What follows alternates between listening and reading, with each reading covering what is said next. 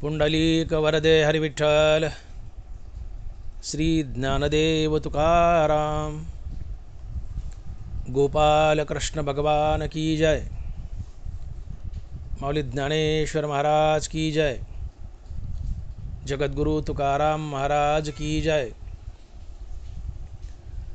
काय वानू आता न पुरे ही वाणी, काय वानू आता न पुरे ही वाणी, मस्तक चरणी ठेवीत असे।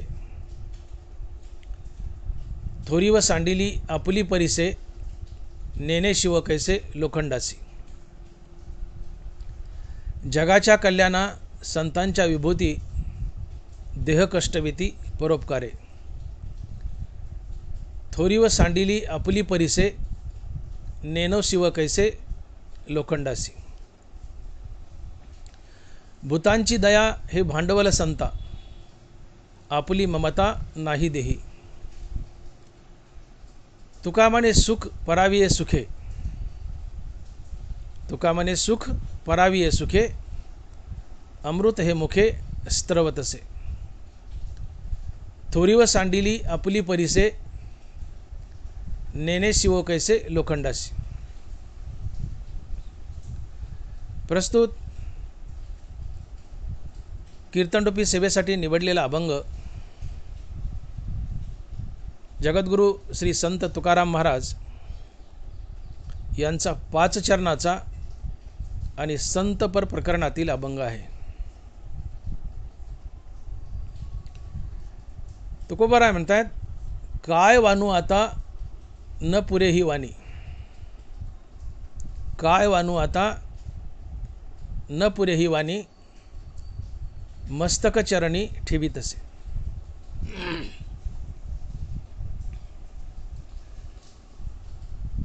तुकोबाराय या अभंगातून संतांचा महिमा सांगतात। संत किती मोठे असतात हे सांगतात।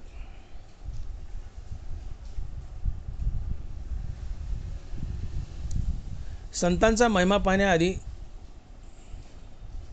नेमकं संत कुणाला म्हणावं हे पाहणं आवश्यक आहे। आजकाल आम्ही कुणालाही संत म्हणतो। 4 कीर्तनं 4 प्रवचने केली की आम्ही स्वतःला संत म्हणतो आणि जगही आम्हाला संत म्हणतं।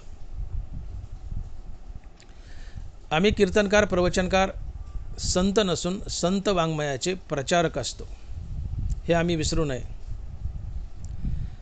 आम्ही अर्ध्या हळकुंडात पिवळे होतो।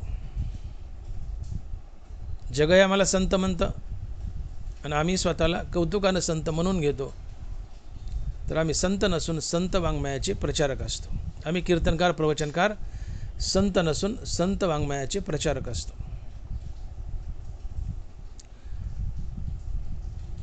संत कुणाला म्हणावं, तर नाथ महाराजांनी भागवतामध्ये संतांची एकूण 21 लक्षणं सांगितली आहेत। तिकडं गेलं तर वेळ जाईल, विषांतरही होईल, परंतु मोजक्या 4 शब्दात संत कुणाला म्हणावं हे सांगून आपण पुढे चालूया। तर संत तो असतो की ज्याच्याजवळ मूर्तिमंत विवेक वैराग्य आहे, श्रीगुरूच्या कृपेने ज्याला आत्मज्ञान झालंय, जो मुक्त आहे, जो मुक्तीवर भजनयुक्त आहे, ज्याने प्रत्यक्षात पांडुरंग पाहिलाय आणि पांडुरंगानं ज्याचं दास्यत्व केलंय, तो संत असतो। एका जनार्दनी भक्त, एका जनार्दनी भक्त, देव त्यांचा अंकित दास होय, देव त्यांचा अंकित दास होय। ज्याने प्रत्यक्षात पांडुरंग पाहिलं आणि पांडुरंगाने ज्याची चाकरी केली, दास्यत्व केले, तो संत असतो। चर्म रंगू लागे रोहिदासा संगे, कबीराच्या मागे विनिसेले।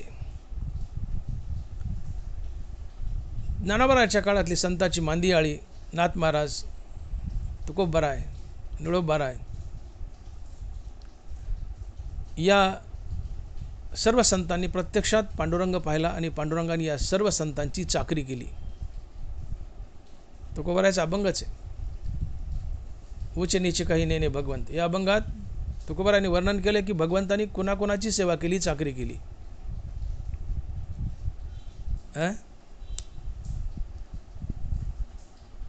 कबीर महाराजाला देव चादरू विणू लागला, हृदयास महाराजाला खेटर शिवू लागला, सुखोबा महाराजाला गुरुढोर सांभाळू लागला.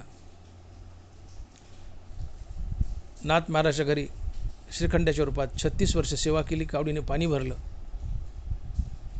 जनाबाईला दळू लागला. जातं हलकं लागले की जनाबाईने समजाव, पांडुरंग आला. असे सर्व सावता महाराजाला खुरपू लागावं. सर्व संत, या सर्व संतांनी देव प्रत्यक्षात पाहिला आणि देवानी या सर्व संतांची चाकरी केली. देव यांच्या संसारात राबला. आणि म्हणून मी विधान केलं की संत तो असतो की ज्याच्याजवळ मूर्तिमंत विवेक वैराग्य आहे, श्रीगुरूच्या कृपेने ज्याला आत्मज्ञान झाले, जो मुक्त आहे, जो मुक्तीवर भजनयुक्त आहे, ज्याने प्रत्यक्षात पांडुरंग पाहिला आहे आणि पांडुरंगाने ज्याचं दास्यत्व केलं आहे, चाकरी केली, तो संत असतो. दुसरं कोणी नाही. जो ज्ञान गिळून गोविंद गातो तो संत असतो. संताची अजून सोपी करायची असेल व्याख्या तर जो देवहून देवाचं नाव घेतो तो संत असतो. जो देवहून देवाचं नाव घेतो तो संत असतो. आधी होता संत संग तुका झालासे पांडुरंग, मूळ स्वभाव जाईना त्याचे भजन राहीना. तुका झालासे पांडुरंग, तुका पांडुरंग झाला आणि पांडुरंग होऊन पांडुरंगाचं नाव घेऊ लागला, तेव्हा तुका संत झाला. आणि म्हणून जो देवहून देवाचं नाव घेतो तो संत असतो. मीची होनी पांडवा करीती माझी सेवा. मीची सकारात्मक सांगितले, मीची होनी पांडवा करीती माझी सेवा. अर्थात जो देवहून देवाचं नाव घेतो तो संत असतो, इतर दुसरं कोणी नाही. आणि अशा संतांकडे तुकोबारायांनी बोट केलंय. आणि महाराज अभंगाच्या पहिल्या चरणात लिहित आहेत की काय वानू आता न पुरे ही वाणी, मस्तक चरणी ठेवीत असे. काय वानू आता न पुरे ही वाणी,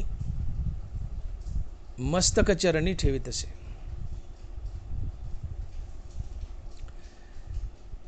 तुकोबाराला कदाचित कोणी विचारलं असेल की महाराज संतांचा महिमा सांगा आम्हाला. संत म्हणजे काय, संताचा महिमा सांगा, संताचं काही वर्णन करा. एखाद्यास विचारला असेल प्रश्न कोणी, त्या प्रसंगी अभंग लिहिण्यात आला असेल. तर यावेळेस तुकोबाराने उत्तर दिले की बाबा तुम्ही म्हणता संत कसे असतात त्यांचं वर्णन करा. तर महाराजांनी उत्तर दिले, काय वानू आता न पुरे ही वाणी.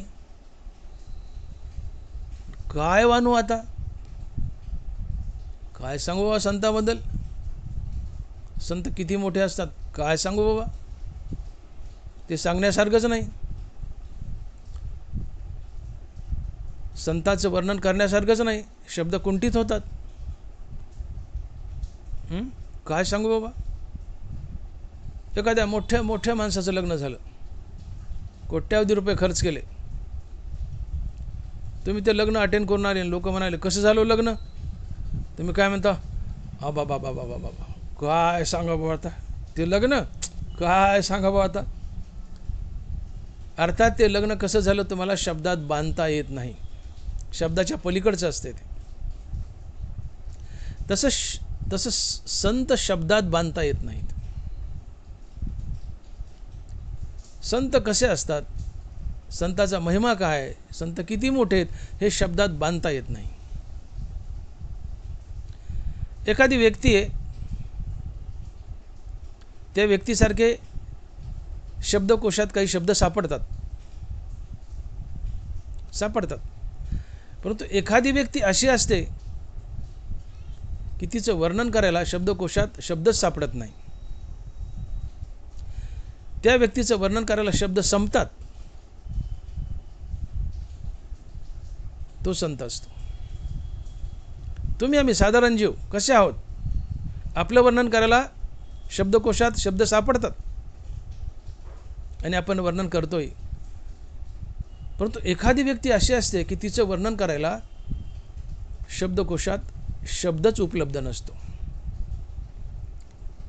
आणि मग अशा व्यक्तीचं वर्णन करा म्हटलं तर आम्ही काय म्हणतो, काय बोलावं त्यांच्याबद्दल, ते इतके मोठे आहेत, इतके मोठे आहेत की शब्दात मांडताच येत नाही, काय सांगावं. आणि मग संत इतके मोठे आहेत, संत इतके मोठे आहेत, ते शब्दात मांडता येत नाही, शब्दात बांधता येत नाहीत, शब्दात त्यांचं वर्णनच करता येत नाही. हनुमान महाराज म्हणतात, काय वानू आता, काय वानू आता, न पुरे ही वाणी. माझी वाणी अपुरी पडायला लागली संताचं वर्णन करायला. मी काय बोलू संताबद्दल, मी काय सांगू बुवा.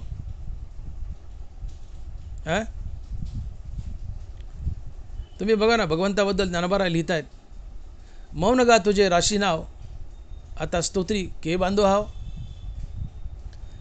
देवा, मौन हे तुझं राशी नाव आहे.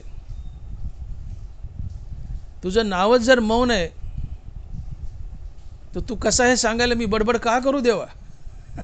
मौन गा तुझे राशी नाव, आता स्तोत्री के बांधो हाव. ज्या देवाचं नावच मौन आहे, तो कसा हे सांगायला मी बडबड का करावी, शब्दात त्याला का बांधावं.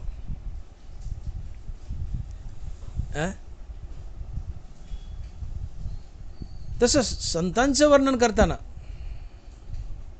मौन धारण करावं लागतं. देव किती मोठा आहे सांगायचं तर मौनच धारण करावं लागतं. तो किती मोठा आहे सांगताच येत नाही. संतांचं वर्णन करायचं तर मौनच धारण करावं लागतं. ते किती मोठे सांगताच येत नाही, सांगताच येत नाही. ननवरा लिहित आहेत, जैसे न सांगणेवरी बाळापतीसी रूप करी, बोल निमालेपणे विवरी अचर्चा ते. एखादी मुलगी आहे आणि तिला विचारलं, तुझ्या नवऱ्याचं नाव सांग. नवीन लग्न झाले, पुरी आपल्या नवऱ्याचं नाव घ्यायला असतात. एखाद्या मुलीला म्हटलं तुझ्या नवऱ्याचं नाव सांग ना, तर तिला असते. मग आपण 10-5 नावं घ्यायची. आपण म्हणायचं राजू, ती हसती, नाही ती उड्या मारते. आपण म्हणतो संजू, ती अजून हसती, उड्या मारती. गजू, अजून हसती. आपण म्हणलं विजू, ती गप्प बसती, ती मौन धारण करते. तिचं मौन सांगतं की तिच्या नवऱ्याचं नाव विजू आहे. जैसे न सांगणेवरी बाळापतीशी रूप करी. आधी 4 नाव घेतले, ती उड्या मारत होती, हसत होती, पण तिच्या नवऱ्याचं नाव आलं रे आलं की ती मौन धारण करते. त्या मौनानं सांगितलं की तिच्या नवऱ्याचं नाव विजू आहे. तसं आमची वाणी थांबली, आमच्या वाणीनं मौन धारण केलं की समजून घ्यायचं देवाचं वर्णन सुरू झालं. देव अचर्चित आहे आणि त्याची चर्चा करायची असेल तर मौनच धारण करावं लागतं. मुलीने मौन धारण केलं, जिथं मौन ते तिच्या नवऱ्याचं नाव. जिथं तुम्ही आम्ही किंवा वेद मौन धारण करतो, तिथून पुढे देवाचं वर्णन सुरू होतं. आणि मौन धारण केलं आणि देवाचं वर्णन सुरू झालंय, याचा अर्थ देवाचं वर्णनच करता येत नाही. मौन धारण केलं काय वर्णन करणार आहेत आम्ही. आणि म्हणून वेदाचे बहुवस्पन न देखीची जयाचे अंगण. वेद विशाले पण त्याला देवाचं अंगण सुद्धा पाहता आलं नाही, तर घर कधी पाहता येईल आणि देव कधी पाहता येईल.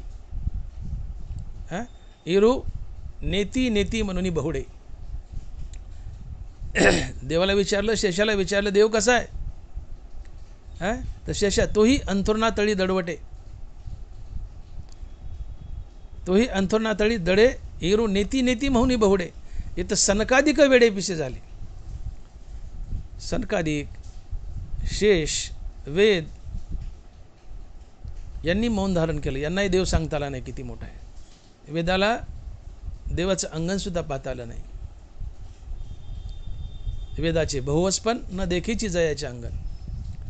अर्थात वेदासारखे मौनावले तर तुम्ही आम्ही काय देवाची चर्चा करावी, काय देवाचं वर्णन करावं. तेच तुकोबाराय म्हणतात की वेद मौन होतोय देवाचं वर्णन करताना.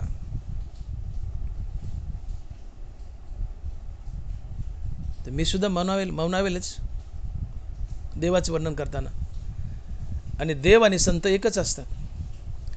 देवते संत निमित्त त्या प्रतिमा. देव आणि संत वेगळे नसतातच. संत ते प्रत्यक्ष पुरुषोत्तम, ते चालते बोलते परब्रह्म. संत हा चालता बोलता भगवान श्रीकृष्ण असतो. प्रतिमा माझ्या अचेतन व्यक्ती, संत माझ्या चेतन मूर्ती. देव म्हणतो माझे फोटो, माझ्या प्रतिमा अचेतन आहेत, पण संत माझ्या चालत्या बोलत्या मूर्ती आहेत. आणि मग ज्ञानोबराय म्हणजेच पांडुरंग, तुकोबाराय म्हणजेच पांडुरंग, नाथ महाराज म्हणजेच पांडुरंग, नामदेव महाराज म्हणजेच पांडुरंग. संत माझ्या चेतन मूर्ती.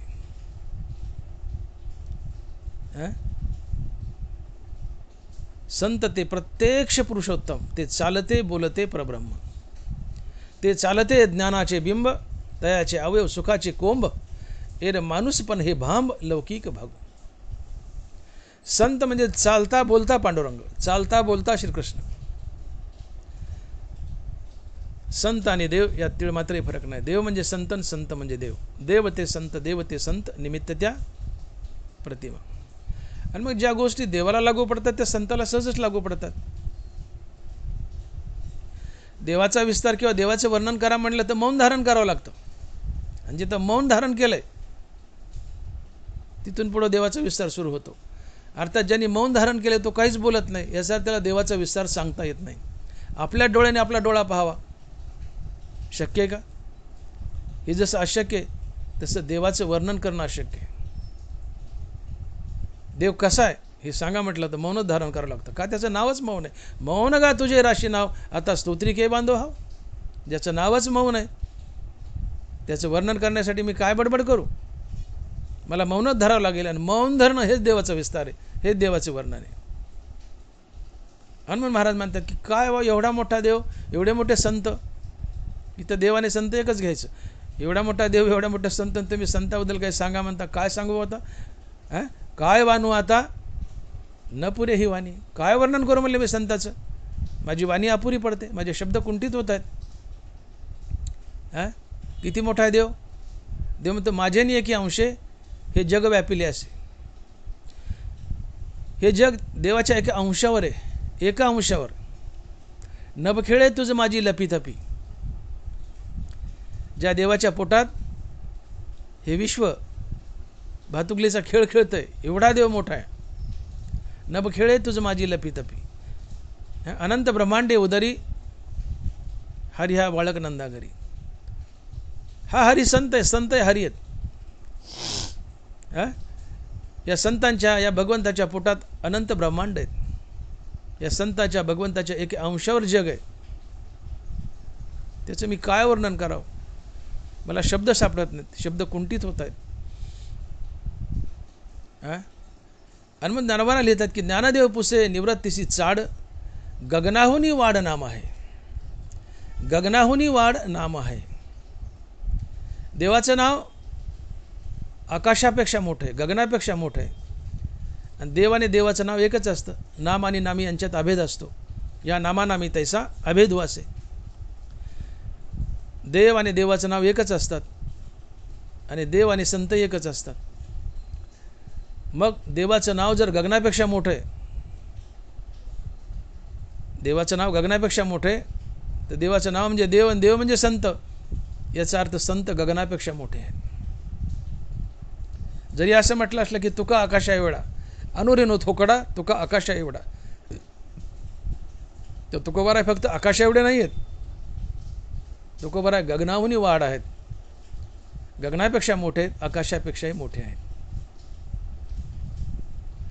आणि म्हणून असे संत, अशा संताचं वर्णन मी काय करावं? काय सांगू बा म्हणले मी? काय सांगू. आणि खरं तर संतांचं वर्णन करण्यासाठी संतच व्हावं लागतं. तुका म्हणे अंगे होई जे आपण, तरीच महिमान येईल कळो. संतांचा महिमा संतच जाणते. संत किती मोठे ते सांगण्यासाठी संत व्हावं लागतं. तुका म्हणे अंगे होई जे आपण, मनुष्य रूपातून संत सांगता येत नाही. संत किती मोठा आहे, संतच व्हावं लागतं. आणि तुकोबाराय तर म्हणतात संत होऊनही संत सांगता येत नाही. तुकोबाराय संत होते तरी म्हणतात काय वानू आता न पुरे ही वाणी. तुकोबारासारखे शिरोमणी, संत शिरोमणी, ते म्हणतात माझी वाणी कुंठीत झाली, मी काय बोलू संताबद्दल. ते शब्दात मांडण्यासारखे नाही आहेत, ते शब्दातीत आहेत, शब्दाच्या पलीकडचे आहेत. मी काय सांगू, माझी वाणी कुंठित होते, मला नाही सांगता येत. आणि म्हणून जिथं मौन सुरू होतं, जिथं शब्द संपतात, ते संत असतात, तो भगवंत असतो. जे शब्दात बांधले जातात ते तुम्ही आम्ही साधारण जीव असतो.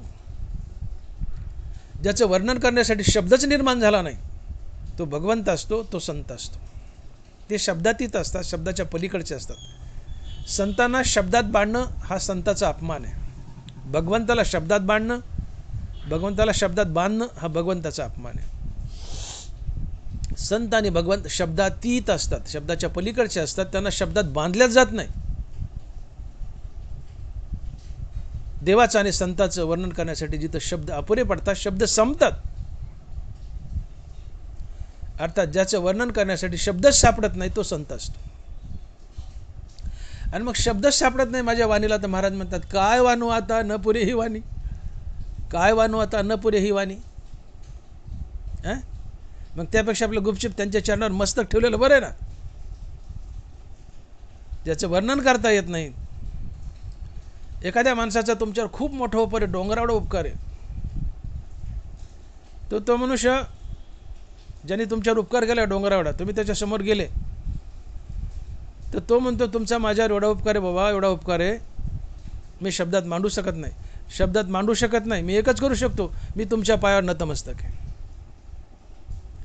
ते पायावर नतमस्तक होणं हेच सांगत असतं की त्या माणसाचा किती मोठा उपकार आहे. तसं तुकोबाराय म्हणतात मस्तक चरणी ठेवीत असे. संताच्या चरणावर मस्तक ठेवणं हेच सांगून जातं की संत किती मोठे आहेत. आणि शब्दात ते बांधता येत नाहीत, वाणीत बांधता येत नाहीत. मग शब्दात वाणीत बांधता येत नाहीत, मग त्यांच्या पायावर मस्तक ठेवणं हेच बल आहे. आणि पायावर मस्तक ठेवणं हेच सांगून जाते ते किती मोठे आहेत.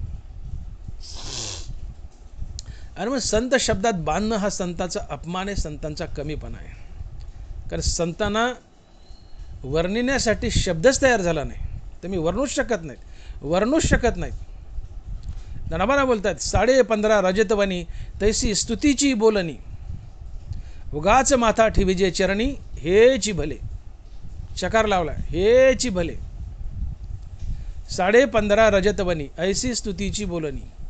देव किती मोठा आहे, गुरु किती मोठा आहे, संत किती मोठा आहे, हे सांगताना ज्ञानोबा 10व्या अध्यायात लिहित आहेत. 15.5 रजतवनी ऐसी स्तुतीची बोलणी. 15.5 म्हणजे सर्वात शुद्ध सोनं. 52 कशी सोनं, त्याला 15.5. हे 15.5 काय त्याच भाव बी असेल त्या सोन्याचा, पण 15.5 म्हणजे सोनं, शुद्ध सोनं. या शुद्ध सोन्याला चांदीच्या पाण्याची पॉलिश केली आहे. 15.5 रजत वनी, वनी म्हणजे पाणी, रजत म्हणजे चांदी, 15.5 म्हणजे सोनं. एखादा माणूस आहे 9 नंबरी सोनं आहे, शुद्ध सोनं आहे, आणि त्या सोन्याला चांदीच्या पाण्याची पॉलिश केली आणि बाजारात नेलंय, तर काय त्याची किंमत होईल ना. शुद्ध सोनं आहे, प्युअर सोनं आहे, 9 नंबरी 15.5, आणि त्याला चांदीचं पाणी लावलंय, त्याची मार्केटमध्ये किंमत कमी होईल. तसं संत किती मोठे आहेत हे सांगायला गेलं आणि त्यांना शब्दात बांधलं तर संताची किंमत कमी होते. शुद्ध सोन्याला चांदीच्या पाण्याचा मुलामा दिला, चांदीच्या पाण्याची पॉलिश दिली, सोन्याची किंमत कमी होते. संत शब्दात बांधले तर संताची किंमत कमी होते. आणि मग उगाच माथा ठेवीजे चरणी हेची भले. 15.5 रजतवनी ऐसी स्तुतीची बोलणी. उगाच माथा ठेवीजे चरणी हेची भले. नानाबराय भगवंताची, श्रीगुरूची आणि संताची महती सांगताना म्हणतायत की जसं शुद्ध सोन्याला चांदीच्या पाण्याची पॉलिश केली तर त्या सोन्याचा दर्जा कमी होतो, तसं संताला शब्दात बांधलं तर संताचा दर्जा कमी होतो. आणि म्हणून शुद्ध सोन्याला चांदीच्या पाण्याची पॉलिश करू नये, संतांनाही शब्दात बांधू नये. मग तर उगाच संताच्या पायावर मस्तक ठेवावं आणि गप्प बसावून मौन धारण करावं. हीच गोष्ट तुकोबाराय अभंगाच्या पहिल्या चरणात सांगतात. आणि महाराज म्हणतात, काय वानू आता न पुरे ही वाणी, काय वानू आता न पुरे ही वाणी, मस्तक चरणी ठेवी तसे. काय सांगू बा म्हणले, काय सांगू म्हणले, संत किती मोठे आहेत, हां संत किती मोठे आहेत, काय सांगू म्हणले, सांगताच येत नाहीत. साधारण जेव्हा करता त्याचं वर्णन करण्याकरता शब्दकोशात शब्द आहेत, पण संतांचं वर्णन करण्यासाठी शब्दकोशात शब्दच तयार झाला नाही. ते इतके मोठे आहेत, ते शब्दात बांधता येत नाहीत. शब्दात बांधलं तर त्यांचा अपमान आहे, म्हणून संतांना शब्दात बांधायचं नसतं. संताचं, भगवंताचं वर्णन करा म्हणलं की मौन धारण करायचं, आणि मौन हेच त्यांचं वर्णन आहे, मौन हेच त्यांचा विस्तार आहे. म्हणून मौन गातो जे राशी नाव, आता स्तोत्री के बांधो हाव. अरे ज्या देवाचं, ज्या संताचं मौन हे नाव आहे, ज्याचं नावच मौन आहे, त्याचा विस्तार करण्यासाठी मी बडबड का करू. मग मी मौन धारण करणं हाच त्याच्या स्वरूपाचा विस्तार आहे. मग तो देव असो की संत असो. आणि म्हणून तुकोबाराय संताकडे बोट करतात आणि म्हणतात, काय वानू आता न पुरे ही वाणी, मस्तक चरणी ठेवी तसे. ज्याने कोणी साधकानं भक्त मंडळीने तुकोबारायला विचारलं असेल त्या काळात, तो प्रसंग काय असेल माहीत नाही, आता तुकोबारायला विचारलं असेल की महाराज जरा संताचं वर्णन करावर, त्या प्रसंगी अभंग लिहिण्यात आला असेल हा. तेव्हा तुकोबाराय त्या साधकांना सांगतात की बाबानो, अरे संत कुठं शब्दात बांधता येतात का. संत गगनापेक्षा मोठे आहेत, संत आकाशापेक्षा मोठे आहेत. हां आकाशाला कवटाळ्यात घेतील, पण जे आकाशापेक्षा मोठा आहे त्याला कवटाळ्यात कसं घ्यावं. संतांना शब्दात कसं बांधावं. संत शब्दात बांधल्याच जात नाहीत, आणि जो शब्दात बांधल्या जातो तो संतच नसतो. आणि मग संताची महती, संताचं वर्णन करताना वाचा कुंठित होते, शब्द सापडत नाहीत, नवे त्यांच्यासाठी शब्दच तयार झालेला नसतो.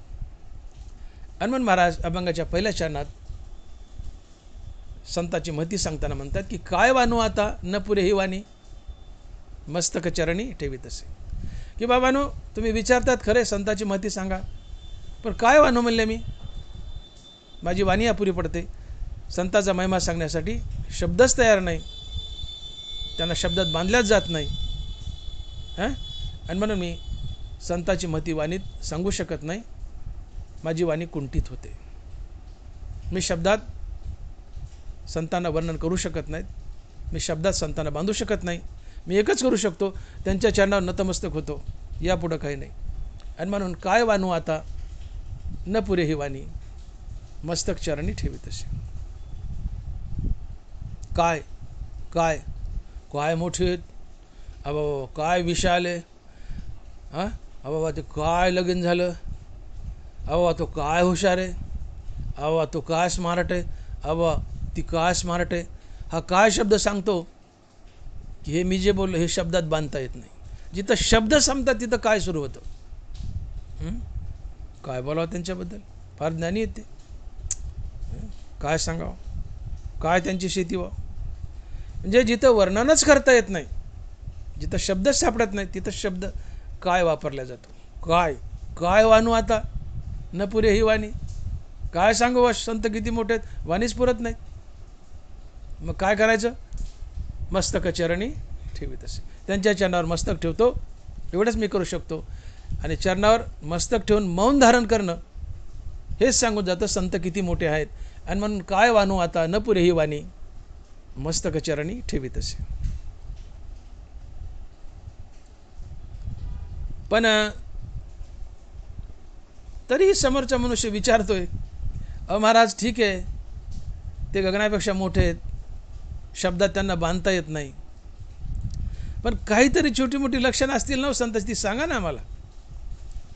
काय सांगू काय सांगू काय सांगू म्हणून टाळू नका ना तुम्ही. लय मोठे ते लय मोठे लक्षण, पण त्यातले 4-2 लक्षणं तरी आम्हाला सांगा ना, की ज्यामुळे आम्हाला संत काय चीज आहे याचा अंदाज तरी येईल ना. संत काय असतो आम्हाला कळेल थोडंसं. उदाहरणार्थ तुम्ही एखाद्या खूप मोठ्या तळ्यावर गेले, तहान लागली आणि तळ्यावर गेले, तुम्हाला पाणी प्यायचं. एखाद्या सरोवरावर तळ्यावर गेले आणि ते तळं पाहिलं आणि तुम्ही घाबरले. आता एवढं तळं कसं काय पिऊ बाबा म्हणले मी, आणि सुटले माघारी पळत. तुम्हाला कोण म्हणते सगळं तळच प्या? अहो तांब्यावर प्या ना, जेवढी तहान आहे तेवढं प्या. तांब्यावर प्या, ग्लासवर प्या, तुम्हाला जेवढी तहान आहे प्या. तुम्हाला कोण म्हणते सगळं सरोवरच प्या? हां, तसं महाराज एखाद्या मनुष्य मोठ्या तळ्यावर गेलाय पाणी प्यायला, पण तळं पाहून घाबरला आणि पळाला. एवढं तळं कसं मी पिऊ? अरे नको सगळं तळं पिऊ, पण त्यातले 2 ग्लास पी, तांब्यावर पी. तसं महाराज संत गगनावनी वाढत असू द्या ना, सगळ्यात मोठे, त्यांचं वर्णन करताच येत नाही. काही लक्षणं सांगा ना त्यांची. आणि मग तुकोबार आहे काही लक्षणं सांगायला सुरुवात करतात आणि अभंगाच्या 2ऱ्या चरणात लिहितात, थोरी व सांडिली आपली परिसे, थोरी व सांडिली आपली परिसे, नेने शिव कैसे लोखंडासी. थोरी व सांडिली आपली परिसे, नेने शिव कैसे लोखंडासी. संत कसे असतात, मग काही लक्षणं सांगायला तुकोबारांनी सुरुवात केली आहे. आणि महाराज म्हणतात की थोरी व सांडिली आपली परिसे, नेने शिव कैसे लोखंडासी. तुकोबारांनी संतांना परिसाची उपमा दिली. तुकोबारांनी संतांना परिसाची उपमा दिली 2ऱ्या चरणात. परिस हा धातूही नाही आहे आणि दगडही नाही आहे. मी धातू नाही का म्हणतो, तर परिस लोखंडाला लावला तर लोखंडाचं सोनं होतं. लोखंड हे धातू आहे. मग ज्या मळक्या घाणेरड्या लोखंडाला परिस सोनं बनवतो, लोखंड धातू आहे. मग परिसाच्या स्पर्शाने लोखंडाचं सोनं होतं, तर परिसाला धातू कसं म्हणावं? हां, तो धातूच्या बाजूला आहे, धातूत बसत नाही तो. आणि त्याला दगड म्हणावं, तर तो लोखंडाचं सोनं करतो, एवढा मोठा आहे. मग त्याला दगड तरी कसं म्हणावं? त्याला दगड तरी कसं म्हणावं? म्हणून परिसाचा मोठेपणा सांगता येत नाही. परी धातू आहे का दगड आहे, या दोन्ही तत्वात बसत नाही. धातू म्हणावं तर इतर धातूचं सोनं करतोय. तुम्ही जर्माल लावा बरं लोखंडाला, सोनं होतंय का? दोन्ही धातू आहेत ना. किंवा तांबं लावा लोखंडाला, सोनं होतंय का? नाही होत. हां, दोन्ही धातू आहेत, नाही होत सोनं. मग परिस लावल्यावरच लोखंडात सोनं होतं. इतर धातू लोखंडाला लावले तर सोनं होत नाही. परिस लोखंडाला लावला तर सोनं होतंय. मग परिस हा धातूपेक्षा वेगळा आहे. परिसाला धातू कसं म्हणावं? धातू म्हणणं परिसाचा अपमान आहे. तो धातू ते बसत नाही. आणि त्याला दगड म्हणावं, तो परिस एवढा महान आहे की लोखंडाचं सोनं करतोय. मग त्याला दगड कसं म्हणावं? दगड तर माती किमतीचा आहे. पण परिस हा धातू नाही, दगड नाही, या दोन्हीपेक्षा खूप खूप मोठा आहे. जसं की चांगदेवाला ज्ञानोबा कोण आहेत हे शब्दात मांडता आलं नाही. पत्र लिहायला घेतलं, चांगदेवानं ज्ञानोबाला तीर्थरूप लिहिलं. तीर्थरूप लिहा होतं. ज्ञानोबा वयाने कमी आहेत. ज्ञानोबा 14 आणि हा 1400. ज्ञानोबा 14 आणि हा 1400. एवढा मोठा फरक वयात. तीर्थरूप लिहावं तर वयाने खूप लहान आहेत. चिरंजीव लिहावं तर ज्ञानानं खूप मोठे आहेत.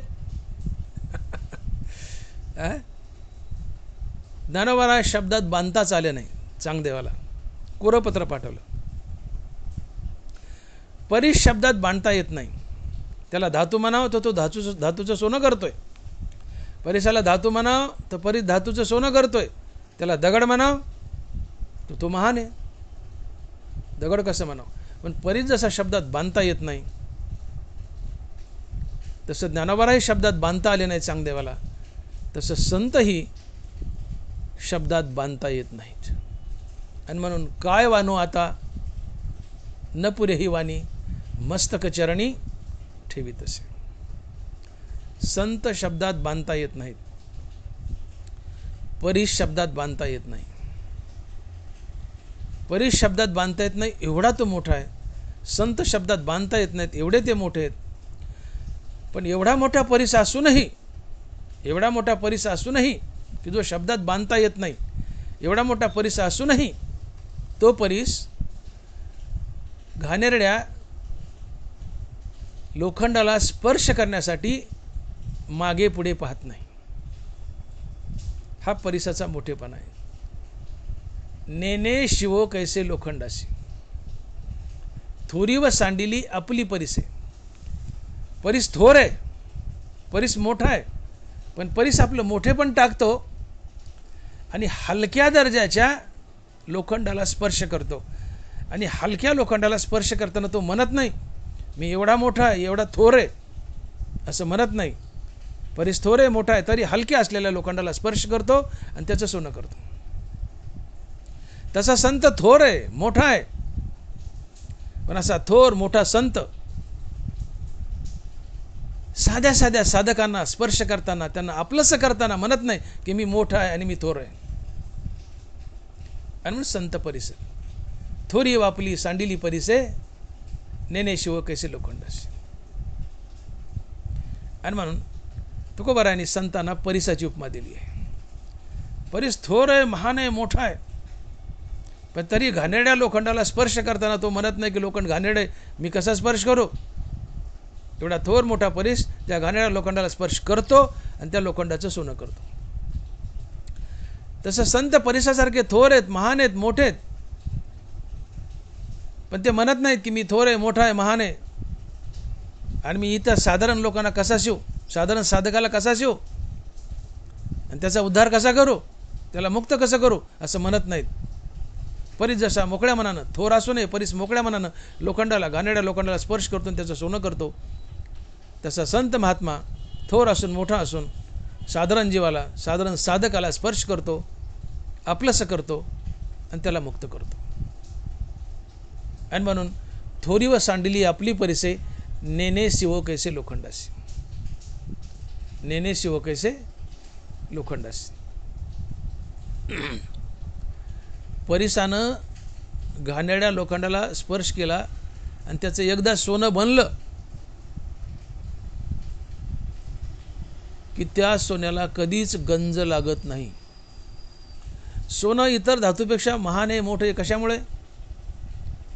इतर धातूंना गंज लागतो, सोन्याला गंज लागत नाही आणि म्हणून सोनं महान आहे सगळ्या धातूत. ज्ञानोबा बोलते सांगे पितळेची गंदी काळीक, जे फिटली होय निशेष तरी सुवर्ण काय अनिक जोडू जायजे. सांगे पितळेची गंदी काळीक, जे फिटली होय निशेष तरी सुवर्ण काय अनिक जोडू जायजे. अरे बाबा, पितळाला गंज लागायचा बंद झाला तर सोनं विकत घ्यायची गरज काय? पितळ हेच सोनं आहे. पितळाला गंज लागायचा बंद झाला तर सोनं घ्यायची गरजच काय? पितळ हेच सोनं आहे.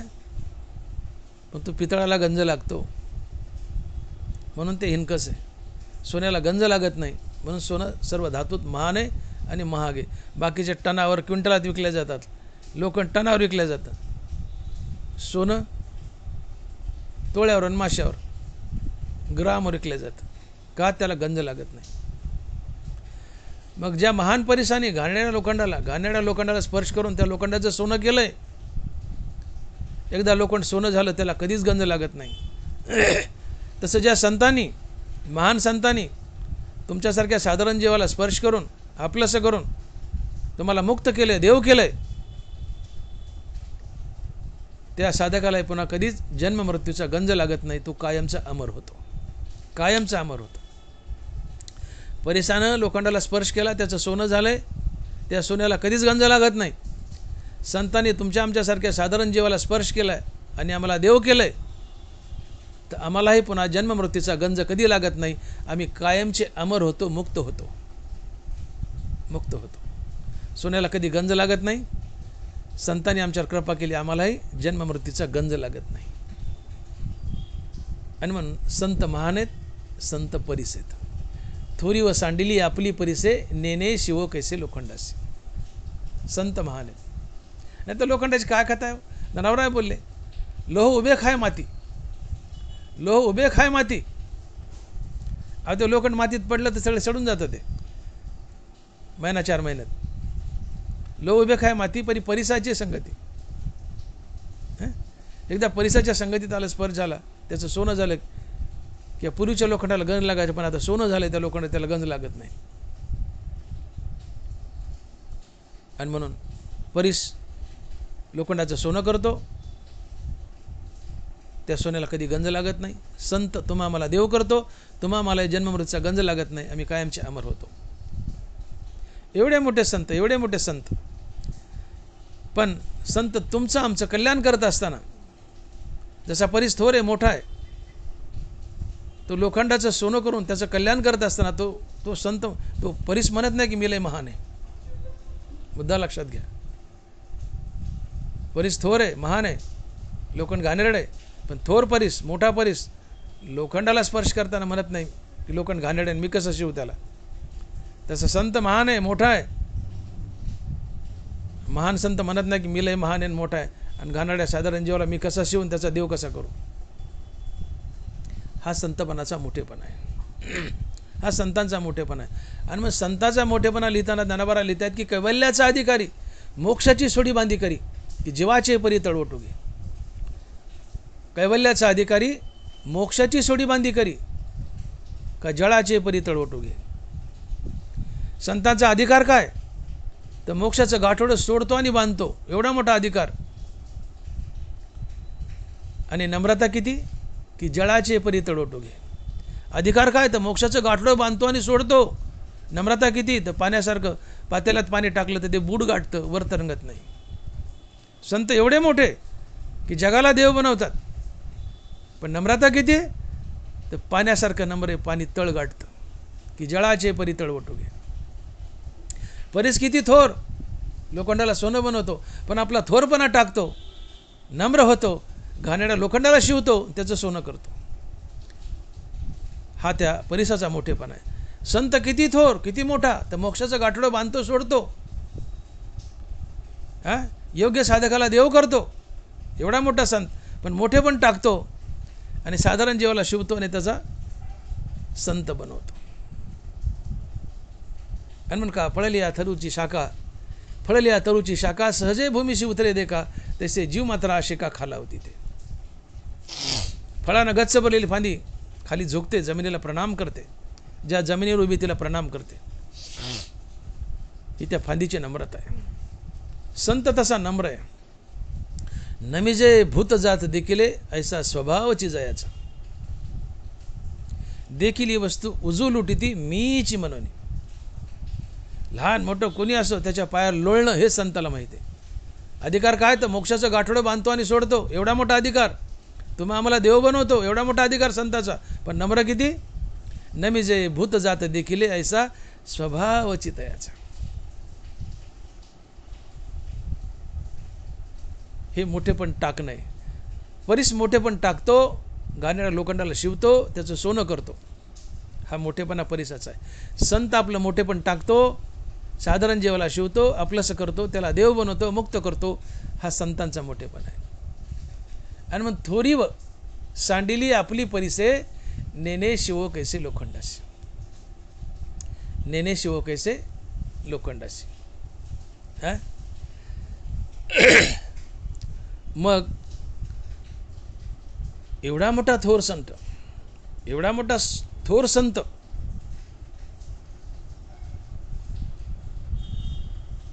तरी तो अवतार धरतो. मुद्दा आहे का, एवढा मोठा थोर संत तरी तो अवतार धरतो आणि या पृथ्वी तलावर येतो. कशा करता, तर अभंगाच्या 3ऱ्या चरणात महाराज म्हणतात की जगाच्या कल्याणा संतांच्या विभूती देह कष्टविती परोपकारी. जगाच्या कल्याणा संतांच्या विभूती देह कष्टविती परोपकारी. संत मोठा आहे, महान आहे, त्याला गरज नाही पुन्हा पुन्हा अवतार धरायची, पण तरी तो अवतार धरतो. या मृत्यूलोकात येतो कशा करता? तर केवळ जगाचं कल्याण करण्यासाठी. संत काय कल्याण करतो?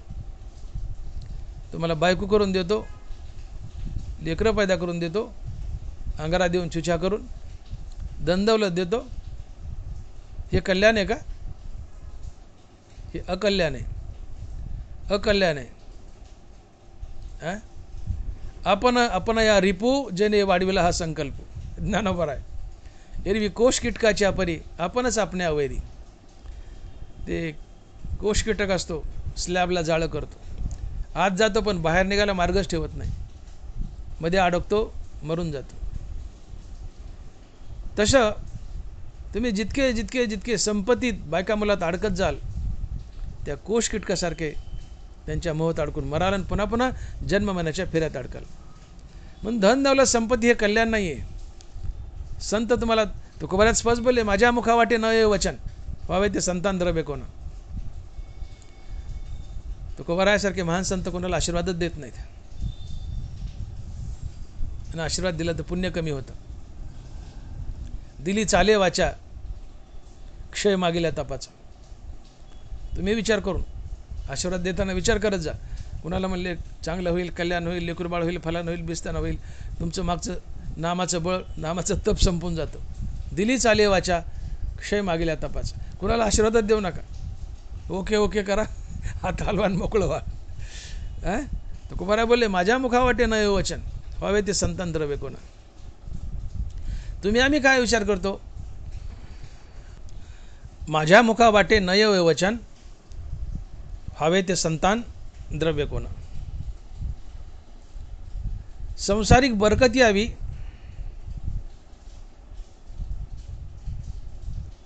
हे कल्याण नसतं, ते कल्याणच नसते, ते अकल्याण आहे. ते जन्ममानाच्या फेऱ्यात बांधतं. संत तुमचं कल्याण करतात. जगाच्या कल्याणा संतांच्या विभूती. तुमचं कल्याण म्हणजे तुम्हाला मुक्ती मिळवून देणं, भगवंताची प्राप्ती करून देणं, तुम्हाला संत बनवणं, नराचा नारायण बनवणं, याला कल्याण म्हणतात. कल्याण या शब्दाची व्याख्या सांगताना ज्ञानोबा कल्याण या शब्दाला स्वस्ती शब्द वापरतात. आणि ज्ञानोबा लिहितात की विचारोनी अहंकार सांडीजे, मग अस्तीची वस्तू होईजे, मग आपली स्वस्ती सहजे आपण केली. आपली स्वस्ती सहजे आपण केली. आपलं कल्याण आपणच करतो, संत निमित्त मात्र असतो. जसे एखादा विद्यार्थी अतिशय उत्कृष्ट मार्क घेऊन 95% मार्क घेतलेत, 12वीला पहिला आलाय, मेडिकलला लागलाय, 95% मार्क घेण्याची त्याच्यात पात्रता आहे, पण तरी त्याला परीक्षा द्यावी लागती आणि परीक्षकांना म्हणावं लागतं, पेपरवर मार्क द्यावे लागतात आणि सांगावं लागतं की याला 95% मार्क मिळण्याच्या पात्रतेचा आहे. हा परीक्षकांना शिक्कामोर्तब केल्यावर विद्यापीठ त्या विद्यार्थ्याला डिग्री देतं आणि 95% मार्क देतं आणि पुढे तो MBBSला जातो. तसं संतांना म्हणावं लागतं देवाला की देवा हा माझा साधक विवेक वैराग्य आणि आत्मज्ञानानं नटला, याला देव बनव. संत फक्त तुमचा वशिला आहेत. संत तुमची भगवंताच्या दरबारात वकिली करतात. संताच्या एका हातात देवाचा हात असतो, दुसऱ्या हातात साधकाचा हात असतो. संत देवापुढे तुमची वकिली करतात की हा साधक देव होण्यास पात्र, देवाला देव बनव. देव बनवतो, संताचा ऐकतो. संत परीक्षक असतात. परंतु तिथपर्यंत जी मजल गाठायची, साधकापासून सिद्ध अवस्थेला जाण्याची जी मजल मारायची, ती तुम्हालाच करावी लागते. ज्ञानोबा लिहितात की विचारोनी अहंकार सांडीजे, तरी अस्तीच वस्तू होईजे, मग आपली स्वस्ती सहजे आपण केली. तुम्ही विचारपूर्वक अहंकार टाका म्हणजे तुम्ही असतीच वस्तू, अर्थात तुम्ही देव आहेत, देव व्हाल अहंकार टाकला की. आणि अहंकार टाकून देव होणं ही तुमची स्वस्ती आहे, अर्थात तुमचं कल्याण आहे. आणि म्हणून कल्याण या शब्दाचा अर्थ होतो देव बनणं, मुक्त होणं. अहंकार गेला तुम्ही देव होता, अहंकार गेला तुका म्हणे देव झाला. आणि म्हणून अहंकार आणि विषयवासना यांच्या त्यागासाठी आयुष्यभर केलेली रामनामाची साधना म्हणजेच परमार्थ. आणि अहंकार असेल मनाचा मनपणा नाहीसा होणं हाच मोक्ष आहे.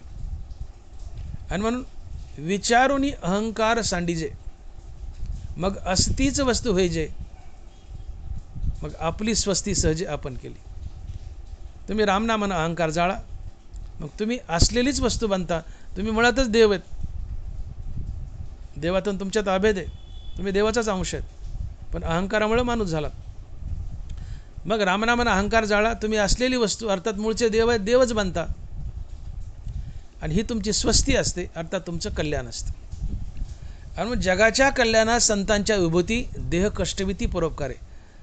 संत तुमचं कल्याण करतात, म्हणजे तुम्ही मूळचे जे आहेत त्या अवस्थेत आणून ठेवतात. तुम्ही कोण आहेत? मी तो वासुदेव तत्वता कळोईल विचारिता. मी विश्वव्यापक आत्मस्वरूप वासुदेव श्रीकृष्ण आहे. मी आत्मस्वरूप आहे, मी आत्मा आहे, मी विश्वव्यापी आहे.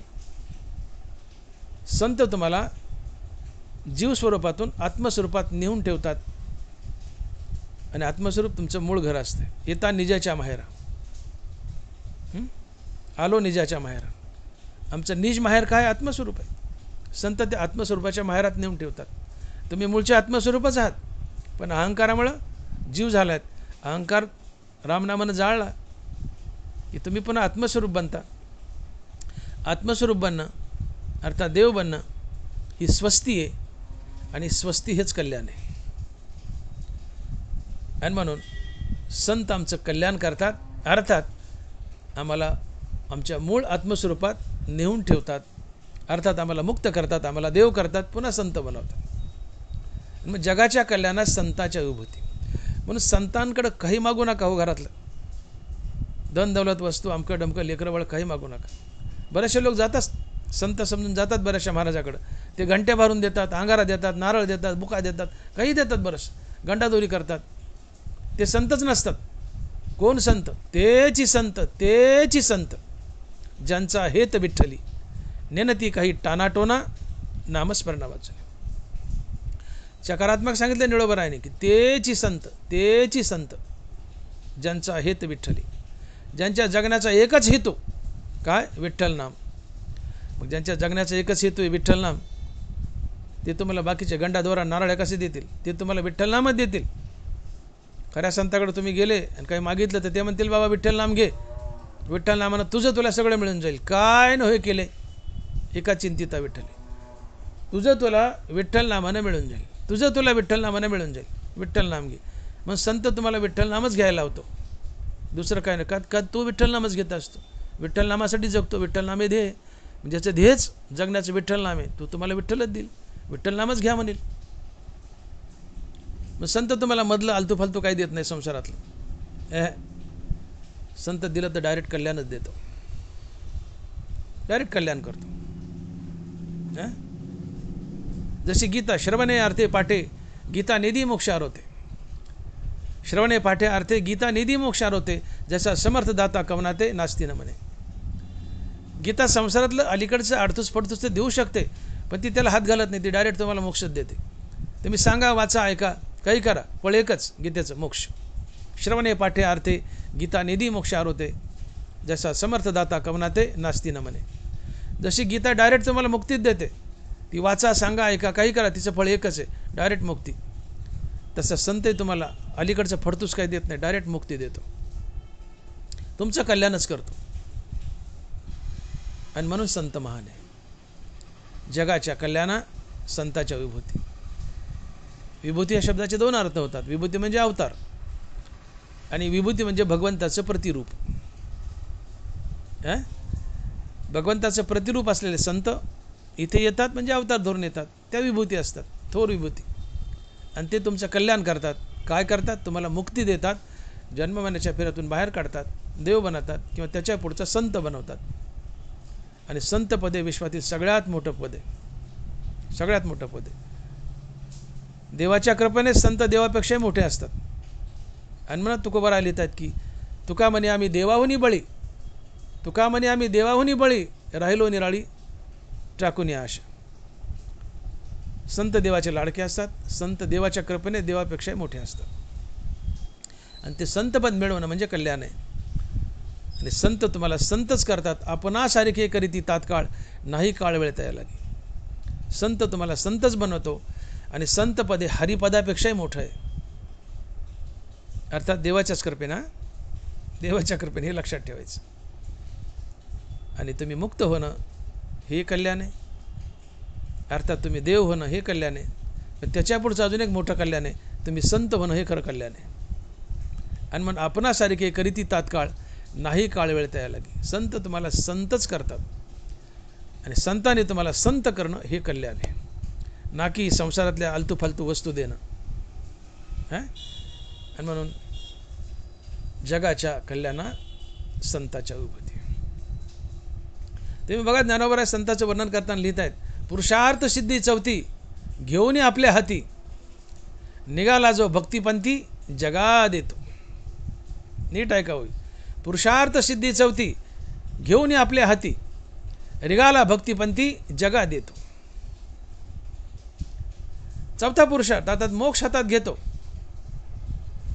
आणि असा लोकाला आवाज देतो, मोक्ष घ्या कोणी, मोक्ष घ्या कोणी. जसं देव घ्या कोणी, देव घ्या कोणी, आयता आला घर पुसणी. तसे संत म्हणतात, मोक्ष घ्या कोणी, मोक्ष घ्या कोणी, आयता आला घर पुसणी. पुरुषार्थ सिद्धी चौथी घेऊन आपल्या हाती, रिगाला भक्तिपंथी जगा देतो.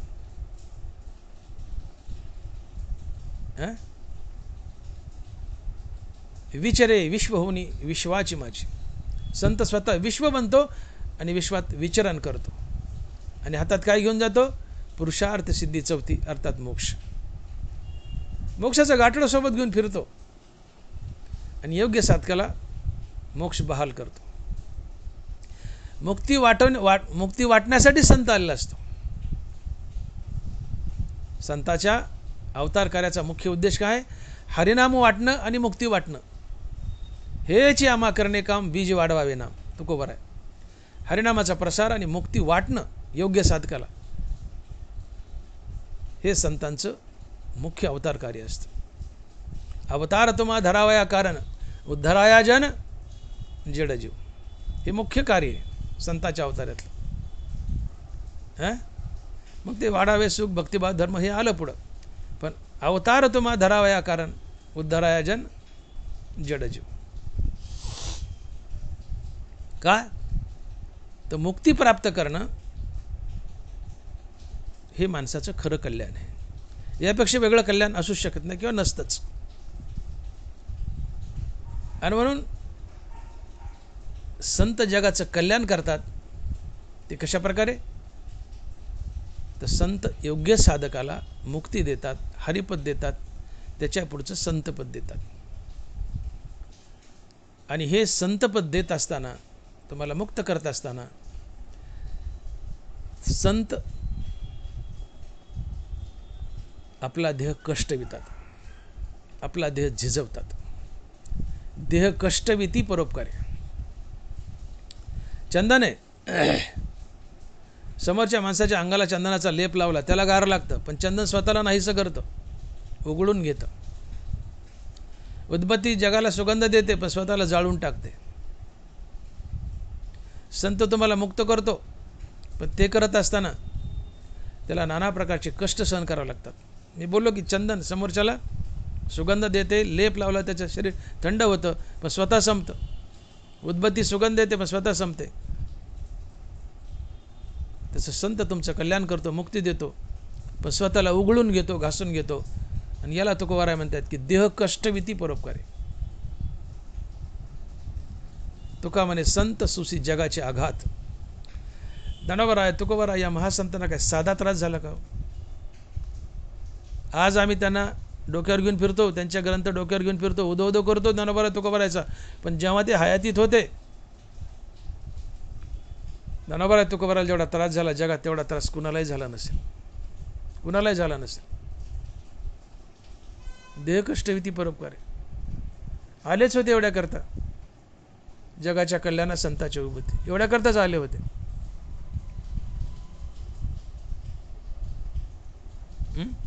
जो जगासाठी जगतो तो संत असतो, स्वतःसाठी जगतो तो साधारण जीव असतो. जो जगाचा संसार करतो तो संत असतो, जो स्वतःचा संसार करतो तो साधारण जीव असतो. संत जगतोच फक्त परोपकारासाठी. हे तो उपकारासाठी आले गरजा वैकुंठी. तुका म्हणे आता उरलो उपकारापुरता. एक साधू नदीवर स्नान करतोय पावसाळ्याचे दिवस. नदीला पूर येऊन गेलेला आहे, धार स्वच्छ झाली आहे आणि खळखळ खळखळ धोधो पाणी वाहत आहे. साधू स्नान करतोय, बाजूला 4-2 लोक स्नान करतायत. अचानक त्या पाण्याच्या प्रवाहात एक विंचू वाहत चालला होता. तो विंचू त्या साधूनं पाहिला. साधू धावत गेला आणि त्याने तो विंचू पाण्यासहित वंजळीत घेतला. जात विंचवाची. त्यांनी खनखन नांगी हल्ली, खनखन नांगी हल्ली, दिला ठोका ठेवून. साधूच्या हाताला मुंग्या आल्या, तो विंचू पाण्यात पडला. पण साधूच तो. विंचू पुन्हा प्रवाहात वाहू लागला. साधू पुन्हा धावला, पाण्यासहित वंजळीत पुन्हा विंचू घेतला. विंचूनं पुन्हा नांगी मारली, विंचू खाली पडला, मुंग्या आल्या. पुन्हा वंजळीत घेतला पाण्यासहित, विंचूनं पुन्हा नांगी मारली, खाली पाण्यात पडला. विंचू नांग्या मारत होता. साधू पुन्हा त्याला वंजळीत घेऊन काठावर नेऊन सोडण्याचा प्रयत्न करत होता. तेवढ्यात बाजूला स्नान करणारे 4-2 जे लोक होते ते म्हणले, साधू महाराज तुम्ही काय वेडेत का हो? जाऊ द्या ना, मरू द्या ना त्याला. तुम्ही त्याला वाचवण्याचा प्रयत्न करताय, ते तुम्हाला पुन्हा नांगी मारताय, तुमच्या अंगाचा दाह व्हायला आहे. तुम्हाला काय समजतं का नाही? विष चढलं तर तुम्हालाच काय होईल, मरू द्या, जाऊ द्या म्हणले त्याला. साधू म्हणतो, बाबानो, चावणं हा विंचवाचा स्वभाव, चावणं हा विंचवाचा स्वभाव, पण उपकार करणं हा माझा स्वभाव. मी जर उपकारच करायचा सोडून दिला तर मी साधू कसला? तुका म्हणे आता उरलो उपकारापुरता, उरलो उपकारापुरता. जगाने त्रास देत राहावा, साधूने उपकारच करत राहावा. अपकार करणाऱ्यावर उपकार करतो तो साधू असतो, अपकार करणाऱ्यावर उपकार करतो तो साधू असतो. उपकार करणाऱ्यावर तो उपकार कोणी करल परतफेड म्हणून, पण अपकार करणाऱ्यावर उपकार करतो तो साधू असतो. विंचू नांग्या मारतोय, अपकार करतोय साधू, त्याच्यावर उपकारच करतोय त्याला वाचवण्यासाठी. ही साधूची जात आहे. तुका म्हणे आता उरलो उपकारापुरता. तेवी उन्मत्त जगे जया खंती न लगे, तेवी उन्मत्त जगे जया खंती न लगे, आणि जयाचेनी अंगे न शिनिजे लोक. ज्ञानोबा आहे. जग उन्मत्त आहे, ते त्रास देणारच. जग उन्मत्त आहे, त्रास देणारच, तरी साधूला जग हवावंच आहे, हवावंच आहे. साधू जगतोच परोपकारासाठी, स्वतःसाठी जगतच नाही. स्वतःसाठी जगतो तो साधारण जीव, जगासाठी जगतो तो साधू असतो, संत असतो. येतो उपकारासाठी आले गरजा वैकुंठी. देह कष्टविती परोपकारी. साधं कष्ट नाही महाराज. संतपणात संताचे गुण तर जीवनात ठेवावेच लागतात. ते निखळ विवेक वैराग्य तर पाळावंच लागते. ते पाळताना साधा त्रास नाही, इंद्रिय आवरावी लागतात, जितेंद्रिय व्हावं लागतं, काम करून मारावे लागतात. अनेक गोष्टी आहेत, सोपं नाही आहे संसार जिंकणं किंवा साधू होणं. हरिनामाचा प्रसार करणं, हेची आम्हा करणे काम, बीज वाढावे नाम. सोपं आहे का? एखाद्याला म्हटलं हरिनाम घे, तर तो म्हणतो मी घेईन नाही घेईन, तुला काय करायचं आहे? आपण म्हणू कर काळा तिकडे जा, नको घेऊ. पण साधू तसं करणार नाही. करूनच आहे असं शिकविती. त्याच्या जवळ जातील, त्याच्या पाठीवर हात फिरवतील. नाही बाबा, ये बाबा, घे बाबा, हरिनाम घेतल्या कल्याण होतं, मोक्ष मिळतो, घे हरिनाम. देह कष्टविती परोपकारी. ही साधूची जात आहे. का तर अखंड भूत हिते रहता, हे विश्वाची माझे घर, अशी मती जयाची स्थिर, किंबहुना चराचर आपणच झाला. तो चराचर बनलेला असतो, विश्वातली प्रत्येक वस्तू बनलेला असतो. का तो आत्मा बनलेला असतो, अद्वैतात जगत असतो. आणि म्हणून विश्वातील प्रत्येक वस्तू माझा बहीण भाऊ आहे असं समजून वागतो.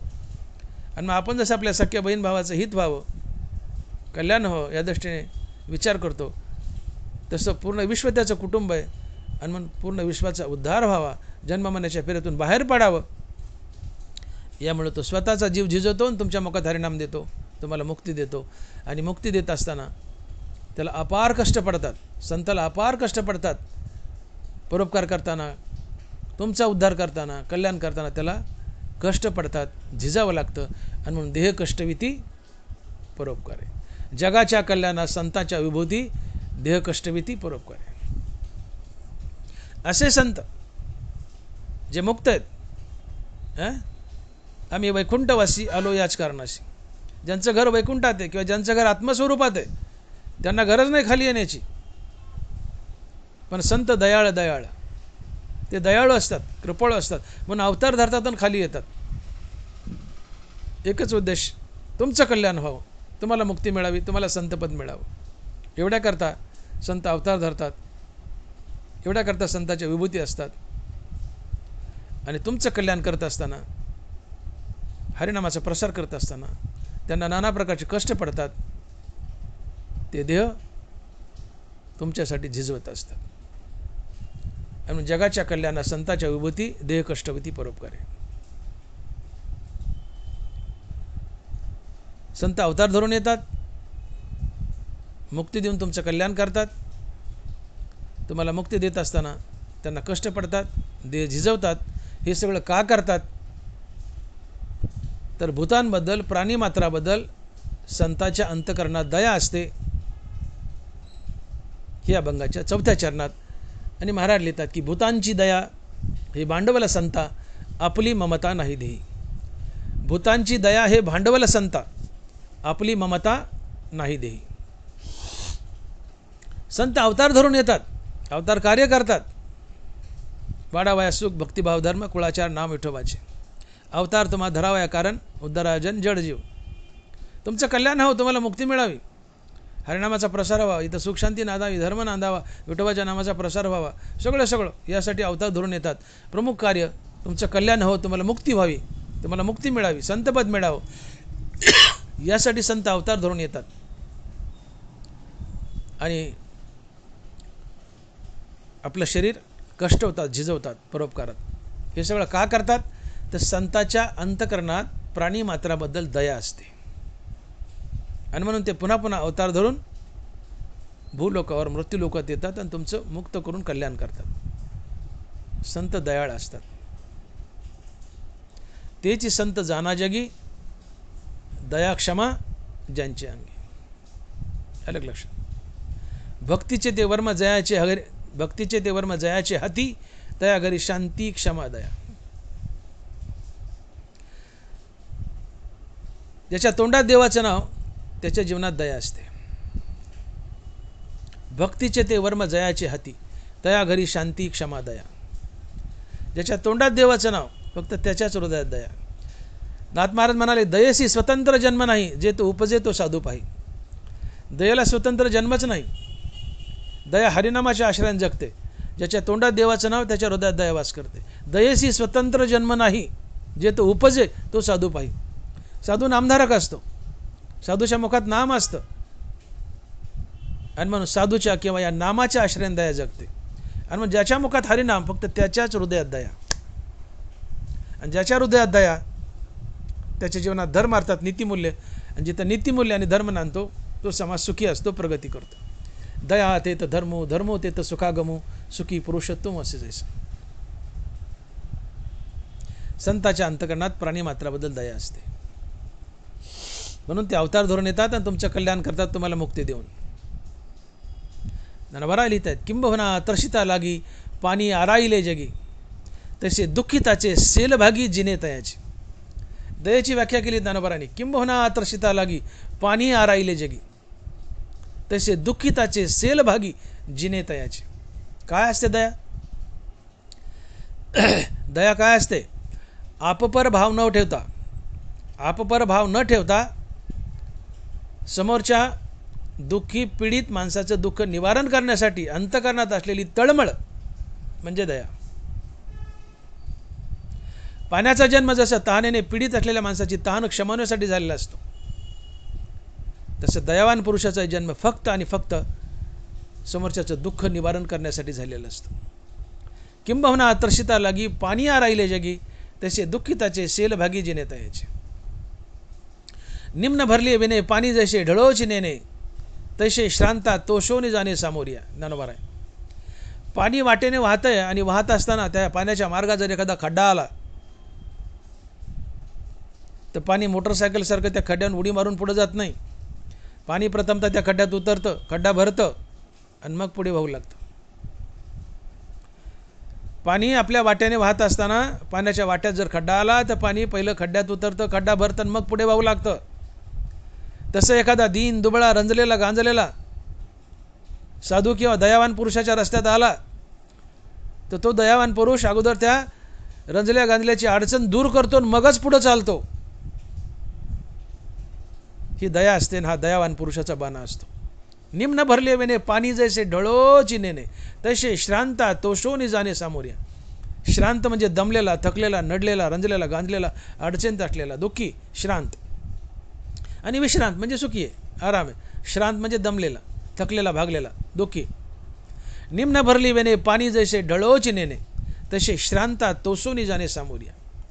पाणी पाटानं वाहतंय, त्याच्या मार्गात एखादा खड्डा आला तर ते खड्डा भरल्याशिवाय पाण्याला पुढे जाणं माहीत नसते. तसं दयावान पुरुष आहे, साधू आहे, त्याच्या मार्गात दीनदुबळा रजले गांजलेला दुःखी आला तर त्याची अडचण दूर केल्याशिवाय त्या दयावान पुरुषाला, साधूला पुढे जाणं माहीत नसतं. हा दयाने दयावान पुरुषाचा बाणा असतो. दया ही समोरच्यासाठी जगते, दया स्वतःसाठी जगत नाही. दया समोरच्याला कधी दुःख देत नाही, दया उलट समोरच्याचं दुःख निवारण करते. नवरा बायकोत नेहमी भांडण होतं का? दोघांच्या मुखात हरिनामाचा अभाव. मुखात हरिनाम नाही म्हणून हृदयात दया नाही, हृदयात दया नाही म्हणून निर्दय आहेत, कडू आहेत, कपटीत. दोघं एकमेकाला हाणतात, मारतात, लाताचा चेंडू करतात, घटस्फोट होतो, संसार मोडतो. पण दोघांच्या मुखात रामनाम आहे. आता दोघांच्या हृदयात दया, दोघांच्या हृदयात दया. दया स्वतःसाठी जगत नाही, दया समोरच्यासाठी जगते. दोघांच्या मुखात रामनाम, दोघांच्या हृदयात दया. दया समोरच्यासाठी जगते, दोघं एकमेकासाठी जगतील. नवऱ्याला काटा मोडला तर बायकोच्या डोळ्यात पाणी, बायकोला काटा मोडला तर नवऱ्याच्या डोळ्यात पाणी येईल. का? हृदयात दया आहे. का? तर दया स्वतःसाठी जगतच नाही, दया समोरच्यासाठी जगते. मुखात रामनाम, नवरा बायकोच्या मुखात रामनाम, दोघांच्या हृदयात दया, दोघांच्या हृदयात दया. तर दया समोरच्याचं दुःख निवारण करते. तर नवरा बायको हृदयात दया असल्यामुळे दोघं एकमेकाचं दुःख निवारण करतील, एकमेकाला दुःख देणार नाही. का? दयेचा स्वभाव आहे. दया कधी दुसऱ्याला दुःख देत नाही, दुसऱ्याचं दुःख निवारण करते. आणि म्हणून तुम्हाला नवरा बायकोला आपला संसार सफल व्हावा असं वाटत असेल तर उभयता पती पत्नीनं निरंतर रामनाम जपावं. नवरा बायकोने रामनाम जपलं तर दोघांच्या हृदयात दया, आणि या दयेमुळं दोघं एकमेकाचं दुःख निवारण करतील, एकमेकाला दुःख देणार नाही. त्यांचा संसार सफल आणि सोन्याचा होईल. नवरा बायकोत कधीच भांडण तंटा होणार नाही, घटस्फोट होणार नाही. ही दया आहे. संतांच्या हृदयात दया आहे. का? संत नामधारक आहेत. दयेला स्वतंत्र जन्मच नाही, दया नामाच्या आणि नामधारकाच्या आश्रयाने जगत असते. दयेशी स्वतंत्र जन्म नाही, उपजेतो साधू पाही. आणि भगवंत म्हणतायत दयावान पुरुषाचं ऋण, त्या ऋणातून उतरायचं, ऋणातून उतराय व्हायचं देवाला. दयावान पुरुषाच्या, दयावान पुरुषाचं देवावर ऋण होतं. ज्ञानोबा लिहित आहेत ज्ञानेश्वरीत, तो पुरुष वीर राया मूर्तिमंत जान दया. तो पुरुष वीर राया मूर्तिमंत जान दया, ते उदय जताची तया मी ऋणिया लावे. तो पुरुष वीर राया मूर्तिमंत जान दया, ते उदय जताची तया मी ऋणिया लावे. एखाद्या माणसाच्या हृदयात दया जागी झाली रे झाली की देव त्याचा ऋणी होतो. एखाद्या माणसाच्या हृदयात दया जागी झाली रे झाली की देव त्याचा ऋणी होतो. कारण दयावान माणूस जगातील कोणत्याही माणसावर उपकार करत असेल तर त्यांनी केलेला उपकार त्या माणसावर नसून देवावर असतो. आणि म्हणून तुम्ही समोरच्या माणसाला दान दिलं, त्याच्यावर उपकार केला, दया दाखवली तर तो उपकार देवावर असतो. तुमच्या उपकारानं तो मनुष्य नाही, देव ऋणी होतो. मनुष्य तर होईल पण खऱ्या अर्थानं देव ऋणी होतो. ते उदय जताची तया मी ऋणिया लावे. तो पुरुष वीर राया मूर्तिमंत जान दया, ते उदय जताची तया मी ऋणिया लावे. ज्याच्यावर दया जागी झाली तो सगळ्यावर दया करत जातो, उपकार करत जातो. आणि ज्यांच्यावर उपकार केला आहे तो उपकार त्यांच्यावर नसून देवावर असतो. देव तुमचा ऋणी होतो. इतकी दया मोठी. आणि मग संत आमच्यावर जी दया करतात मुक्ती देण्याची, तर संताचा आमच्यावर उपकार आहेच आहे, पण खरा उपकार देवावर आहे. देव म्हणतो मी ऋणी होतो. इतकी दया मोठी. तो पुरुष वीर राया मूर्तिमंत जान दया, उदय जताचे तया मी ऋणी लावे. दयावान पुरुषाचं देवावर ऋण असतं. दयावान पुरुषाने जगावर ऋण केलंय. दयावान पुरुषाने जगावर ऋण केलंय, पण खऱ्या अर्थाने देवावर केलंय. कारण जगत देव आहे. नर नारी बाळे अवघा नारायण, ऐसे माझे मन करी देवा. आता दया त्या ऐसी पूर्ण चंद्रिके जैसी, निभविता न कडसी साने थोर. चांदणं कधी म्हणत नाही मी श्रीमंताला शीतलता देईल, गरीबाला देणार नाही. गोऱ्याला शीतलता देईल, काळ्याला देणार नाही. नाही नाही नाही. आता दया त्या ऐशी पूर्ण चंद्रिके जैसी, निभविता न कडसी साने थोर. चांदण्यापाशी जसा भेदभाव नाही लहान मोठाचा, सगळ्यांना उदार अंतकरणाला चांदणं प्रकाश देतं, शीतलता देतं, तसं संत लहान मोठा हलका भारी उच नीच कोणी असो सगळ्यांवर उपकार करतो, दया वाटतो, त्यांचं कल्याण चाहतो. ही दया आणि दयावान पुरुषाचा बाणा असतो. आणि म्हणून संत जे अवतार घेत आहेत याचं एकच कारण त्यांच्या हृदयात आमच्याबद्दल असलेली दया. आणि ही दया त्यांना शांत बसू देत नाही. ही दया त्यांना हरिनामाचा प्रसार करायला लावते, तुम्हा आम्हाला भक्तिमार्गात ओढायला लावते, आमच्या मुखात नाम द्यायला लावते, आणि मग आम्हाला योग्य साधक बनवून मुक्तीपर्यंत पोहोचायला लावते. साधू आमच्यावर जो उपकार करतो तो केवळ दयेमुळं. साधूच्या जीवनातील हे दयेचं भांडवल जर काढून टाकलं, भूतांची दया हे भांडवल संता.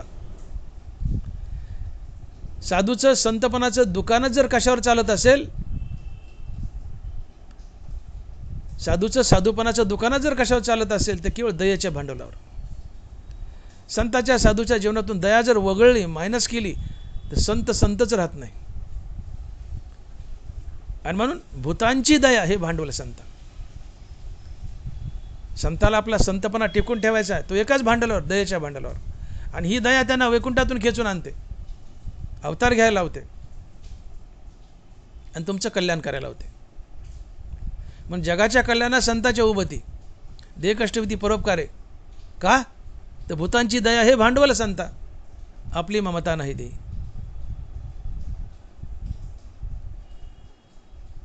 प्राणीमात्रावर उपकार करण्यासाठी, त्यांना मुक्त करण्यासाठी ही दया संतांना अवतरित करते. आणि हे करत असताना संतांना आपल्या देहाचं ममत्व नसतं. या देहावरी उखिता ऐशापरी, या देहावरी उदासू ऐशापरी, उखिता जैसा बिडारी बैसला असे धनवारा लिहितात. ममत्व, देहाचं ममत्व कसं गेलं तर संताचं, आपली ममता नाही दे. ममता म्हणजे देहाची आसक्ती. मी देह आणि देह संबंधीने माझं देहावर केलेलं प्रेम, ती ममता आहे. महात्म्याचं लक्षण आहे. या देहावरी उदासू ऐशापरी, उखिता जैसा बिडारी बैसला असे. तुम्ही प्रवासात आहेत आणि तुमच्यापाशी सामान आहे, बाजूला एक माणूस आहे, तो त्याच्या एसटीची वाट पाहतोय, तुम्ही तुमच्या एसटीची वाट पाहतायत. टाईम झाले दोघांच्या एसटीचे, तेवढ्यात तुम्हाला लघवी आली. तुम्ही त्याला म्हणताय माझ्या सामानाकडे लक्ष दे, मी 5 मिनिटात लघवी शंकेला जाऊन आलो, लघवीला जाऊन आलो. तुम्ही लघवीला जाता तेवढ्यात त्या माणसाची गाडी येते, ती गाडीत बसता निघून जातो. तुमचं सामान तसंच पडले, चोरं उचलून नेतात.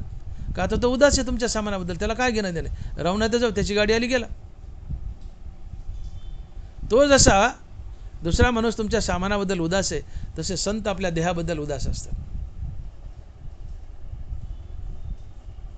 या देहावरी उदासू ऐशापरी, उखिता जैसा बिडारी बैसला असे.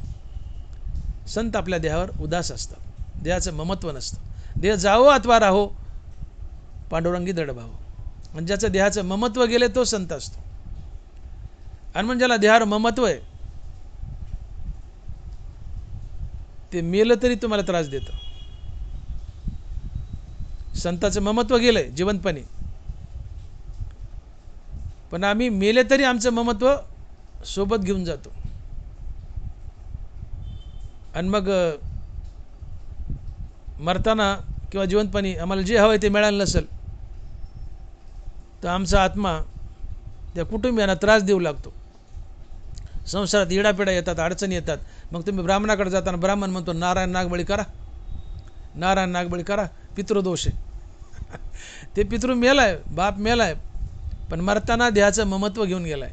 या देहाला काही कमी जास्त पडले, ती वासना आशा घेऊन गेलाय आणि ती पुरी व्हावी म्हणून तुमच्या मागं लागतो, तुम्हाला त्रास देतो, इडापिडा देतो. मग ब्राह्मण म्हणतो नारायण नागबळी करा. हे आम्ही आहेत. मेलं तरी जीवाचं ममत्व आमच्यासोबत जातं आणि आम्ही कुटुंबियांना त्रास देतो आणि नारायण नागबळी करायला होतो. संत तसे नसतात. संत जिवंत आहेत, देहात आहेत. देहात असतानाच ममत्व गेलं आहे. आम्ही मेलो तरी ममत्व आमच्यासोबत आहे, म्हणून आम्ही जीव आहे. ज्याचं जिवंतपणी ममत्व गेलं आहे तो संत आहे. आणि मी माझी आईशी आठवण विसरले जायचे अंतकरण, पार्था तो संन्यासी जाण निरंतर. पार्था तो संन्यासी जाण निरंतर. मी तू हे भाषणेने माझे काहीच न म्हणे, सुख दुःख भोगणे नाही जया. ज्याचं मी देह आणि देहसंबंधीने माझं गेलंय, अर्थात अहंकार गेलाय, तो निरंतर संन्यासी असतो. संत संन्यासी असतात. देहाचं ममत्व गेलंय, मी माझं गेलंय. आणि मी माझं जाणं म्हणजे ममत्व जाणं. मी देह नसून आत्मा या बोधावर आरूढ होणं. आणि मग संताचं ममत्व गेलं असतं, त्यांना आपल्या देहाबद्दल ममत्व नसतं. त्यांचा देह गेला काय राहिला काय ते उदास असतात. त्यांना फिकीर असते तुमच्या देहाची, तुमच्या कल्याणाची. आणि मग भूतांची दया हे भांडवल संता, आपली ममता नाही देही. संताच्या अंतकरणात समाजाबद्दल दया आहे.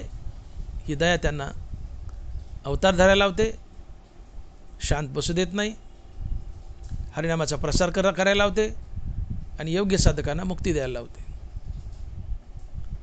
हे करताना साधकाच्या शरीराला पीडा होते, कष्ट होते, तरी ते सहन करतात. का? ते दयाळू असतात.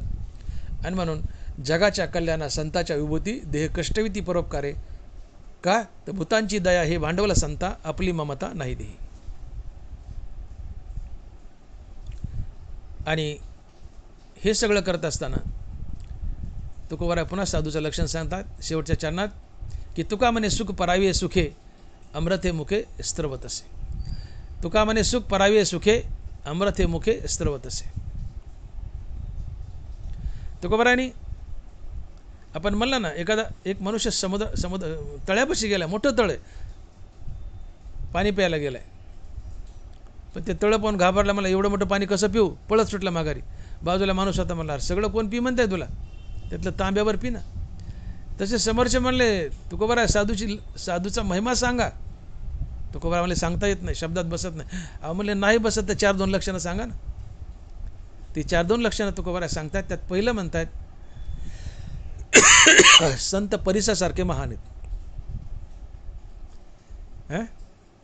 पहिलं लक्षण. संत कल्याणकारी आहेत. का? तर जगाचं कल्याण करतात. कसं? त्यांना मुक्ती देऊन. संत परोपकारी आहेत. हे तिसरं लक्षण. संत दयाळू आहेत आणि संताला आपल्या देहाची ममता नसते. इतकी लक्षणं सांगितली आणि शेवटच्या चरणात लक्षण सांगतायत की तुका म्हणे सुख परावी सुखे, अमृत हे मुखे स्त्रवत असे. अमृत मुखे स्त्रवत असे. आता सुख परावी सुखे याचे 2 अर्थ होतात. पहिला अर्थ सरळ संसारिक अर्थ की दुसऱ्याच्या सुखानं आपण सुखी होणे, हा एक अर्थ. आणि दुसरा अर्थ समोरच्याला मुक्ती दिली, तो आत्मानंदानं सुखी झाला की संत सुखी होतो. असे दोन्ही अर्थ घ्यायचे. नरवारा लिहित आहेत, पावो जो शीतळता लाहे ते डोळ्याची लागी होय, त्याचा परसुखे जाय सुखा होतो. पायाखाली बर्फाचा खडा आला, पाय गार झाले, पायाला आनंद सोबत डोळ्याला आनंद. पुन्हा नरवारास लिहित आहेत, पायी काटा नेठे व्यथा जीवी उमटे, त्याचा पोळे संकटे पुढील आचेनी. पायात काटा मोडला, कळ पायाला, कळ जीवालाही. पायाखाली बर्फाचा खडा आला, पाय गार झाले, पायाने आनंद उठला, सोबत डोळ्याने आनंद उठला. तसं जगाच्या घरात सुख आलं, संताला सुख. जगाच्या घरात दुःख आलं, संतालाही दुःख. परसुखे जाय सुखावत. साधारण मनुष्य समोरच्याचं शेजाऱ्याचा मुलगा जर MBBSला लागला तर आमचा जळफळाट होतो, खपत नाही आम्हाला. आम्ही म्हणतो कॉप्या केल्या असतील, पेपर फुटला असेल, पैसे दिले असतील, पण झालं बी डॉक्टर, त्याचा दवाखाना चालतोय का, बँकेचं कर्ज फिटतंय का, अरे तुला करायचं काय, तुला घेणं काय. पण आमचा पापुडा होतो, आमचा जळफळाट होतो, आमच्या पोटात वायगोळा उठतो. हा साधारण जीव आहे. शेजाऱ्याचं कल्याण झालं आम्हाला देखवत नाही. कल्याण म्हणजे संसारिक कल्याण, इथं मोक्ष घ्यायचा नाही. शेजाऱ्याचं बरं झालं आम्हाला खपत नाही. पण शेजाऱ्याचं बरं झालं, शेजारी आनंदी झाला आणि मी आनंदी झालो, मी संत कोटीतला आहे. परसुखे जाय सुखावतो. जो जगाच्या सुखाने सुखी होतो, जगाच्या दुःखानं दुःखी होतो, तो संत असतो. तुका म्हणे सुख परावी आहे सुखे. जगाच्या सुखानं सुखी होतो, जगाच्या दुःखानं दुःखी होतो, तो संत असतो. हा एक अर्थ आहे. आणि दुसरा अर्थ, संत जगाचं कल्याण करतात, अर्थात जगाला मोक्ष मिळवून देतात, योग्य साधकाला मोक्ष मिळवून देतात. आणि मोक्ष मिळाल्यानंतर तो साधक सिद्ध बनून आत्मसुखात लोळत असतो, तो खऱ्या अर्थानं सुखी होतो. आणि त्याचं खऱ्या अर्थानं आत्मसुख पाहून संतही सुखी होतो. आणि म्हणून तुका म्हणे सुख परावी सुखे, अमृते मुखे स्त्रवत असे. असे या चरणाचे दोन अर्थ घ्यायचे. आणि अमृत हे मुखे स्त्रवत असे, याचे दोन अर्थ आहेत. तसे साचे आणि मवाळ, मितुले आणि रसाळ शब्द जसे कल्लोळ अमृताचे. संतांची वाणी ही अमृतासारखी गोड असते. का पतिव्रते आले वार्धक्य जैसे. संत किती गोड बोलतात, ज्ञानोबा उपमा देतात. गंगापय अससले का पतिव्रते आले वार्धक्य जैसे. बाई पतिव्रत आहे आणि म्हातारपण आले. आधीच पतिव्रत आहे, हळूवार बोलणारी, म्हातारपण आल्यावर किती हळूवार बोलेल, गोड बोलेल. पतिव्रत आहे म्हातारी, तिच्या घरी तुम्ही गेले, ती कसं स्वागत करेल.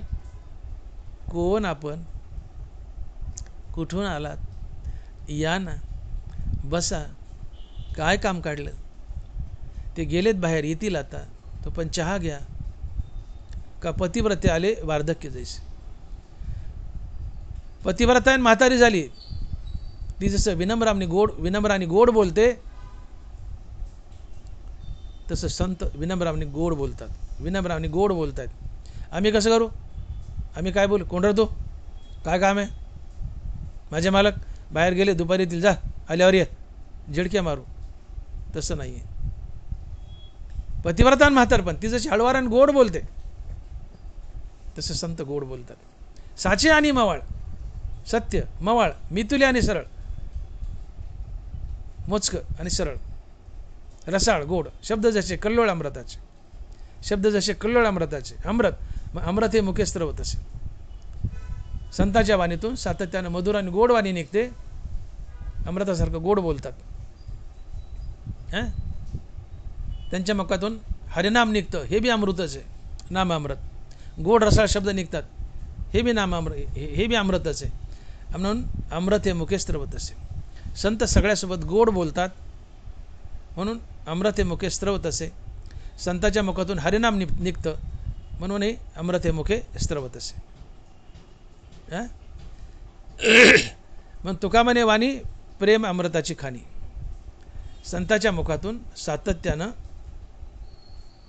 मधुर आणि रसाळ वाणी निघते, अमृतच टपकत असतं. असे संत जगावर उपकार करण्यासाठी, त्यांचं कल्याणासाठी अवतार धरतात, भूतलावर येतात, मुक्ती देऊन तुमचं कल्याण करतात. त्यांची वाणी रसाळ असते, गोड असते. त्यांच्या वाणीतून गोडवा किंवा नामामृत हे टपकत असते. आणि म्हणून तुकोबारा म्हणतात की तुका म्हणे सुख परावी आहे सुखे, अमृत हे मुखे स्त्रवत असे. विठोबाय रखुमाई, जय जय विठोबाय रखुमाई, विठोबाय रखुमाई, जय जय विठोबाय रखुमाई, विठोबाय रखुमाई. याच्यामध्ये आपण अभंगाचा भावार्थ पाहिला आहे. 2 मिनिटात धावता आढावा सारांश. काय वानू आता न पुरे ही वाणी, मस्तक चरणी ठेवी तसे. थोरीव सांडिली आपली परिसे, नेने शिव कैसे लोखंडासी. जगाच्या कल्याणा संताच्या विभूती, देह कष्टविती परोपकारे. भूतांची दया हे भांडवल संता, आपली ममता नाही देई. तुका म्हणे सुख परावे सुखे, अमृते मुखे स्रवतसे. तुकोबारायना कोणी XYZ साधकानं विचारलं की तुकोबाराय संताची माहिती सांगा. तुकोबाराय म्हणले संत शब्दात बांधता येत नाहीत. संत शब्दात बांधणं हा अपमान आहे. संत शब्दात येते. जिथं मौन धारण करावं तिथं संताचं वर्णन सुरू होतं. संत शब्दात बांधता येत नाहीत.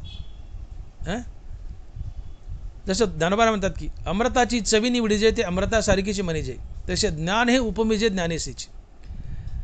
अमृताला कशाची उपमा द्यायची तर अमृताची द्यावी लागेल. ज्ञानाला कशाची उपमा द्यायची ज्ञानाची द्यावी लागेल. या पृथ्वीवर ज्ञानासारखं पवित्र ज्ञानच, अमृतासारखं गोड अमृतच. पृथ्वीवर अमृत नाही, पण उदाहरण ज्ञानासारखं मोठं ज्ञानच, अमृतासारखं गोड अमृतच. तसे संतासारखे गोड संतच, संतासारखे महान संतच, संतासारखे मोठे संतच. संतांना शब्दात बांधता येत नाही. शब्द कुंठित होतात. म्हणून महाराज म्हणले काय वानू आता न पुरे वाणी. काय सांगू संताबद्दल. संत शब्दात बांधताच येत नाहीत.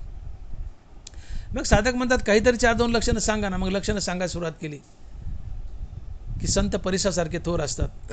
परिस एवढा मोठा आहे पण तरी घाणेरड्या लोखंडाला शिवतो, त्याचं सोनं करतो. संत एवढा मोठा आहे तरी साधारण जीवाला शिवतो, त्याला मुक्ती देऊन त्याचं कल्याण करतो. अर्थात संत इथं येतात ते जगाचं कल्याण करण्यासाठी, जगाला मुक्ती देण्यासाठी. का तर संताच्या अंतःकरणात दया असते प्राणीमात्राबद्दल, म्हणून ते अवतार धरून येतात आणि योग्य साधकाला सिद्ध बनवतात, मुक्ती देतात, त्याचं कल्याण करतात. आणि हे सगळं करत असताना ते देहकष्ट वितात, परोपकारात देह झिजवतात. त्यांना आपल्या देहाची ममता नसते. त्यांचा देह जावं अथवा राहावं, पण ते जगासाठी झटत असतात. आणि एवढंच नव्हे तर संत असे असतात की त्यांना जगाच्या सुखाने सुख होतं, जगाच्या दुःखाने दुःख होतं. किंवा साधक सिद्ध झाला, आत्मसुखात लोळू लागला की संतांनाही सुख होतं. त्यांची वाणी रसाळ असते, गोड असते. ते सगळ्यांना रसाळ आणि गोड वाणीतच बोलतात. किंवा त्यांच्या मुखातून नामाचं अमृत टपकतं किंवा गोड बोलण्याचं अमृत टपकतं. आणि म्हणून संत जे बोलतो त्याची वाणी रसाळ गोड असते, त्याच्या मुखातून नाम अमृत टपकतं. अशी एकूण मोजकी 5-6 लक्षणं तुकोबारायांनी संताची अभंगात सांगितली आहेत. पण तरीही संत काय असतो हे सांगताना तुकोबाराय स्पष्ट बोलून जातात की काय वानू आता न पुरे हे वाणी.